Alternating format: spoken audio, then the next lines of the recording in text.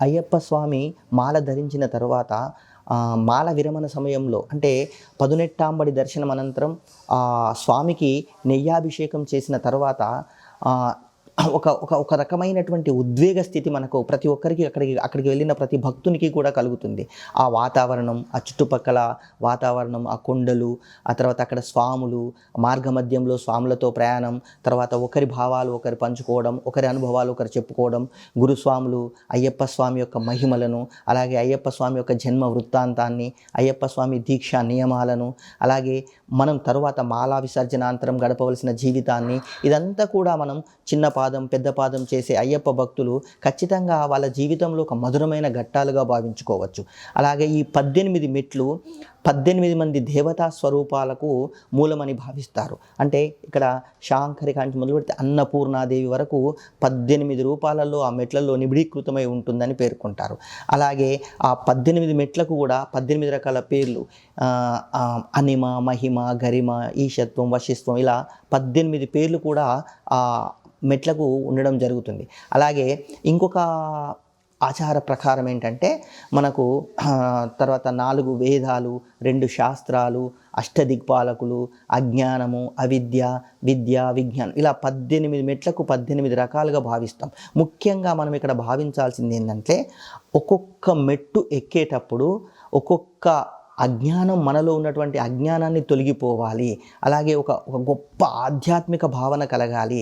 ఆ 18 మెట్లు ఎక్కి తర్వాత స్వామికి నెయ్యాభిషేకం చేసి మళ్ళీ ఇంటికి వచ్చి మాల విసర్జన తర్వాత అది గురుస్వామితో కానీ సాధ్యమైనంత వరకు గురుస్వామితోనే, తప్పని పరిస్థితులలో మాతృమూర్తి ద్వారా కూడా మాల విసర్జన చేస్తుంటారు. కానీ అవకాశం ఉంటే మాత్రం గురుస్వామి ద్వారానే మాల విసర్జన చేయడం అనేది మంచిది.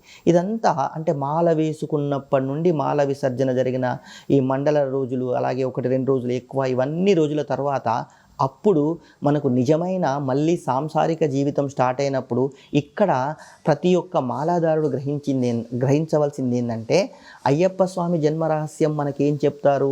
మహిషి మర్దన చేయడానికి అయ్యప్ప స్వామి అవతరించాడు అనుకుంటారు. కానీ దానితో పాటు ఇంకొక గొప్ప ఉద్దేశం ఉంది. అదే అయ్యప్ప తత్వం. ఏంటి అయ్యప్ప తత్వం అంటే ఒక మనిషిలో ఉన్నటువంటి అజ్ఞానాన్ని తొలగించి జ్ఞానాన్ని పెంచి ఒక గొప్ప జీవితాన్ని, ఒక ఉత్తమమైన జీవితాన్ని గడపడానికి కావలసినటువంటి అనేక రకాలైనటువంటి వనరులు ఈ అయ్యప్ప దీక్ష చేసుకున్న ఆ మాలాదారులు ఈ దీక్షా కాలంలో నేర్చుకొని వాటిని జీవితాంతం అనుసరించాలి. ఈ దీక్ష అనేది కేవలం మండల రోజులు కాదు. ఒక్కసారి ఏ అయ్యప్ప భక్తుడైనా మాల వేసుకున్నట్లయితే ఆటోమేటిక్గా తనలో ఉన్నటువంటి అజ్ఞానాలన్నీ కూడా తొలగిపోవాలి. ఇది అయ్యప్ప దీక్ష యొక్క ముఖ్యమైనటువంటి తత్వం. అలాగే సాటి మనిషిని ప్రేమించడం, సాటి వారికి సహాయపడడం, ఉన్నంతలో ప్రతి వారికి సహాయం చేయడం, ఉత్తమమైన జీవితాన్ని గడపడం, తర్వాత సాత్విక లక్షణాలు అలవర్చుకోవడం, సాత్విక ఆహారం తీసుకోవడం, సాధ్యమైనంత వరకు సమాజ అభివృద్ధికి పాటుపడడం, ఇవన్నీ కూడా అయ్యప్ప తత్వంలో మనకు కనిపిస్తూ ఉంటాయి. ఇలా చాలామంది నేను ఎన్నిసార్లు మాల వేసుకున్నాను అని ఒక లెక్కల సంఖ్య పెంచుకుంటూ పోతారే తప్ప అంటే అందరూ కాదు, కొందరు మాత్రం దీన్ని కేవలం మాల వేసుకుంటే సరిపోద్ది, ఆ 41 రోజులు నియమనిష్టలతో ఉంటే సరిపోద్ది అనుకుంటారు. కానీ అసలైన అయ్యప్ప తత్వం అది కాదు. మనం సాధ్యమైనంత వరకు అది లెక్కలోకి కాకుండా ఎన్నిసార్లు వీలైతే పరిస్థితులను బట్టి, ఆర్థిక పరిస్థితులను బట్టి, సామాజిక పరిస్థితులను బట్టి, భౌతిక పరిస్థితులను బట్టి మనం ఎన్నిసార్లైనా కూడా మనం మాల వేసుకోవచ్చు. దీనికి ఒక లెక్క అంటూ ఉండదు. మరి ఎవరిని గురుస్వామి అంటారు? మరి కొంతమంది నేను ఇన్నిసార్లు మాల వేసుకుంటే గురుస్వామిని అవుతాను, కానీ గురుస్వామికి సంఖ్యకు సంబంధం లేదు.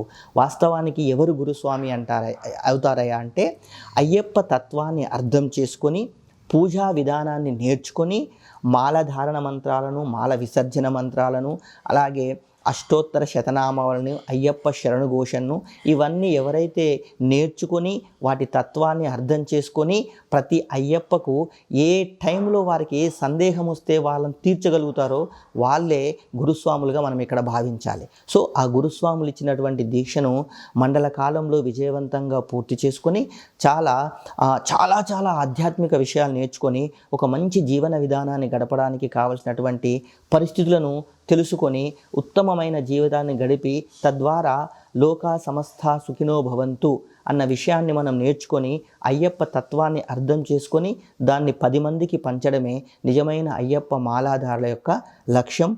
అప్పుడే వారికి జీవన్ముక్తి, అదే నిజమైన మోక్షం.